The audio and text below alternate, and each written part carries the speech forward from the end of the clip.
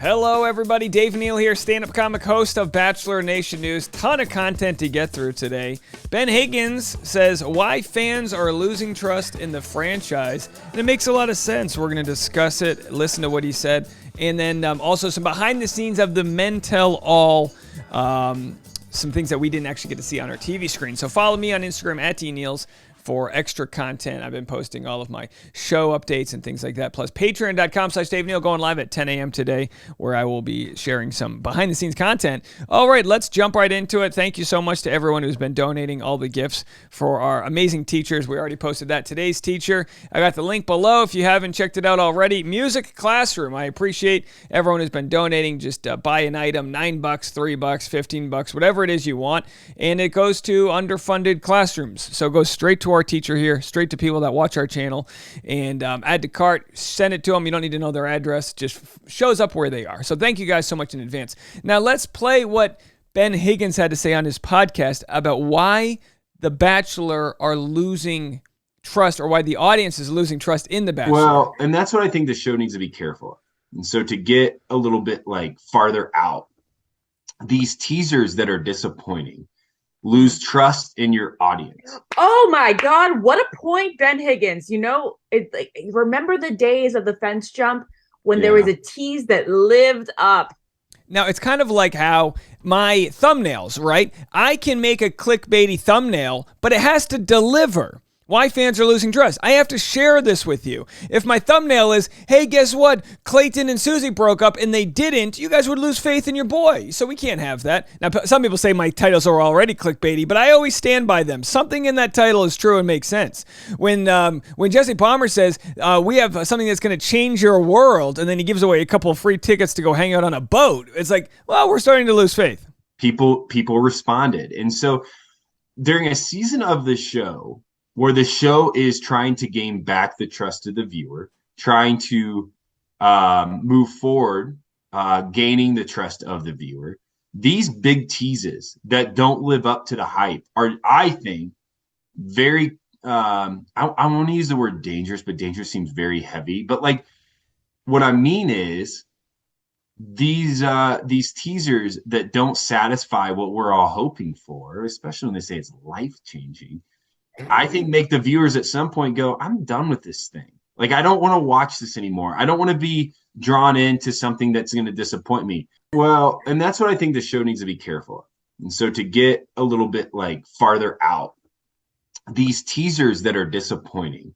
Okay, so they already repeated that. So yeah, it's the boy who cried wolf. That's what it is. In YouTube, it's called the click-through rate, the percentage in which people will click when I show them my thumbnail. So YouTube has this very robust algorithm. If I show people this thumbnail right here, chances are people will click on it 10 to 15% of the time. When it's a really good video, they might click on it 25% of the time. And then YouTube goes, oh, people like this. We need to show more of it. If people click on the video and then don't have a long watch time, so if the watch time isn't at least 50%, YouTube goes, they clicked on it, but they don't like it. So when it comes to terrestrial TV and shows like The Bachelor, it's not as quick and easy as that, but for everyone who's on the fence about watching the show or not watching the show, you might get burned once and you go, you know what? I could have been doing laundry and I sat here and watched the show to see what the big life-changing news was, and there was nothing there. Losing trust, boy who cried wolf. So, look, some seasons are more dramatic than others. Clayton's season delivered.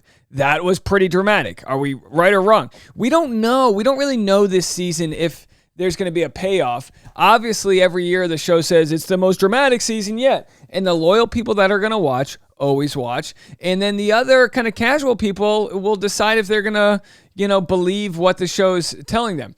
All right, let's go to this next video. We've got She's All Batch, one of our favorite podcasts here, right? This is them commenting on the Men Tell All. Let's just have a listen. Have a listener that actually was at the Men Tell All, and this is what she said went down as an audience member. The first things we filmed that day were reactions to use throughout the Men Tell All. The director would literally say, everyone looks sad. Now everyone looks surprised. The audience was so overly expressive, specifically this episode. Oh, yes, in a way that I would never normally react if I... Now, so just to pause, this is pretty normal. So if you when you film a stand-up special, they'll get the audience to clap, then they'll get the audience to huff, huff, huff. They'll get all these clean takes. So they have clean moments that they can use in post-production.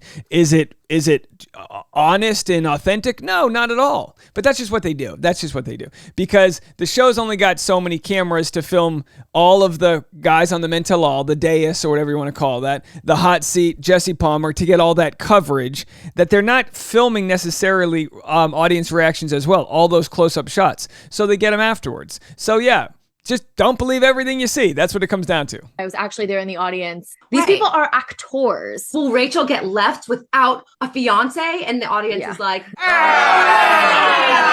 and then you're going to have some news that will change your life. Good editing. We're professional actors. Yeah, anyways. So there it is. She's all batch saying the signs are all made by the producers. Nothing about the show is real. And look, if you didn't believe it by now, you just haven't been watching our podcast for that long, because it's absolutely true. None of it is real. Well, all right, so let's see what else. Let's just see what else the Almost Famous podcast has, because we haven't really caught up with them in a while. So let's see what they're saying about Nate. I felt like I was watching them set Nate up to be the Bachelor. Like they were trying to reconcile and not spin this, but like bring it out enough where the public would say Nate should be the Bachelor. I felt like that's what I was watching. I don't think they were successful in that. Today, I think we see that they definitely were successful in that, based on this headline that I'll read here in just a second. But Ashley, what did you think when you watched his interview? I thought it was phony. Whoa. Okay, fair. I get that. And I felt like it was almost forced. Like I said, they were trying to force this idea that he should be the Bachelor, even though, these rumors did come out. And no matter what he says, people are going to disagree with him, right? There is a divide on, hey, he's doing the right thing here or he's doing the wrong thing. But there's a divide. And now we see today in the headline that Nate was seen holding hands at a grocery store with a girl. True. Yes, he was. I felt like I was watching them set Nate up to be the Bachelor. All right. And we'll have more to discuss this, because there's actually some information out there that Nate actually declined being the Bachelor. So we'll have a little more information. Well, and that's what I think the show needs to be careful. Oh, sorry. We just played that one. Let's go to our other clip here. It was also odd to me, Ashley, that this hometown aired during this episode. It definitely kind of threw me off. Like, it was a weird switch, but I got back into it. The positives of this, I thought Avon's parents were great. They were the perfect amount of, not harsh, but inquisitive, of concerned, also excited. I thought they had a good mix. They balanced each other out well. And they made. And again, so here's the thing. The season's so boring that nobody cares. Nobody cares about the hometown that existed there. We're kind of waiting for the big drama to drop. So far, there isn't much, but it may be coming, right? It may be coming. We're gonna see in the next couple of weeks. We're gonna have tons of pre-episode and post-episode live streams, as you guys know. The more you guys tune in, the better the show can be. We appreciate all of you. New members on Patreon. It's the first day of the month, so come join us. Get your full month's worth. Patreon.com/Dave Neal. I'll be doing a live stream right after this stand-up show this Saturday, 8 p.m. in Hollywood, California. If you want to get out of the heat, we have a big heat wave coming.